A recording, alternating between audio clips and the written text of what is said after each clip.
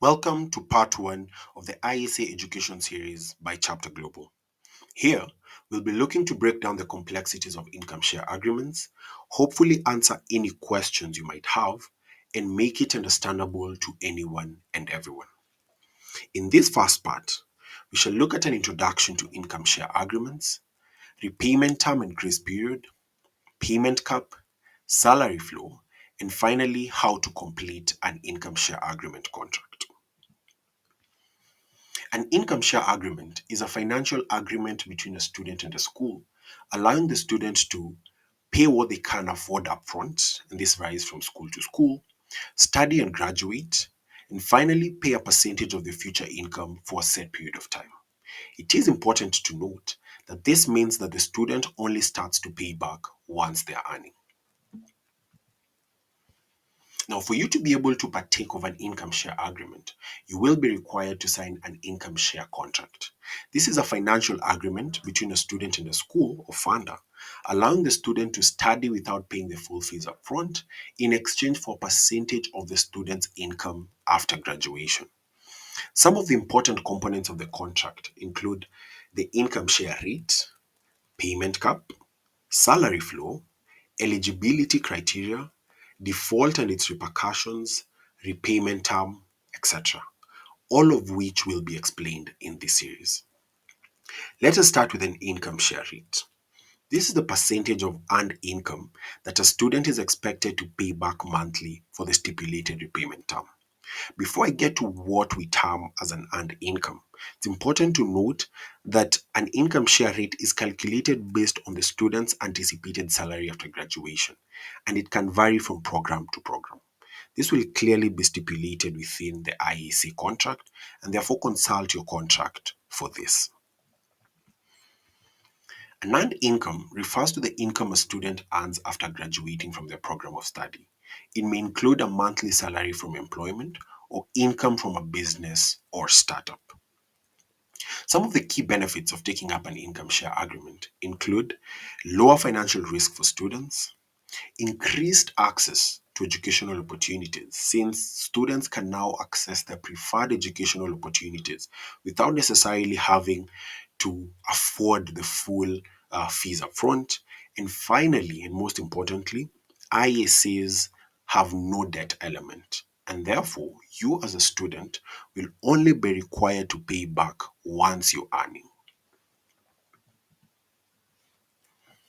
Let us look at repayment terms and the grace period. A repayment term refers to the period over which a student is expected to make the ISA repayments based on their income. The repayment term officially starts when a student graduates from a program and starts earning. The repayment term will be specified within the ISA contract and usually varies between 24 to 48 months.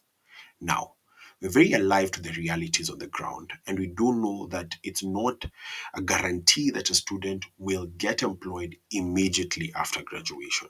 And so we've gone ahead and offered a grace period, which is the period of time after a student graduates and before they're required to start making repayments.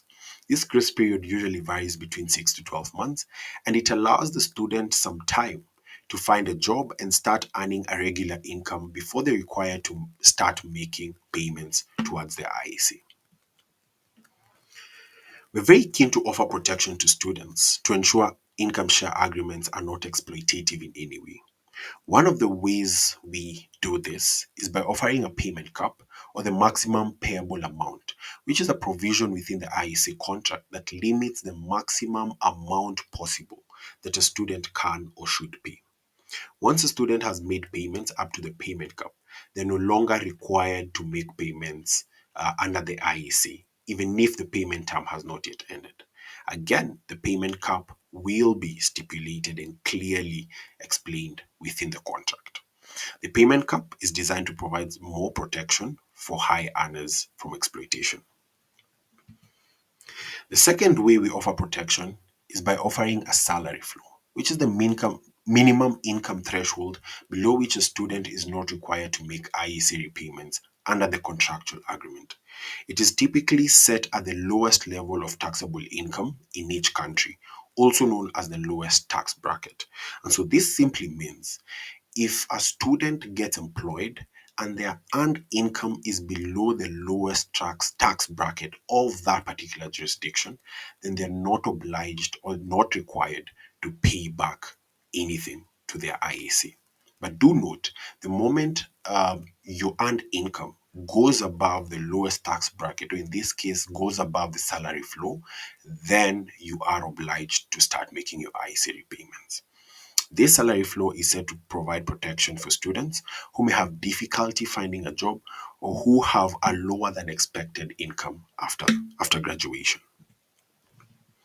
Now, to wrap this first part, we shall look at how a student can be able to complete their ISA contract.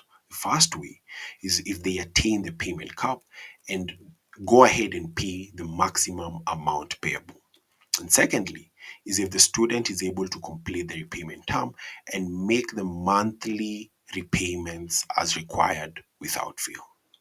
Thank you so much for listening, and we hope this has been insightful, and we cannot wait to support you through your education with an IEC. Be sure to check out the second part of this series. Thank you.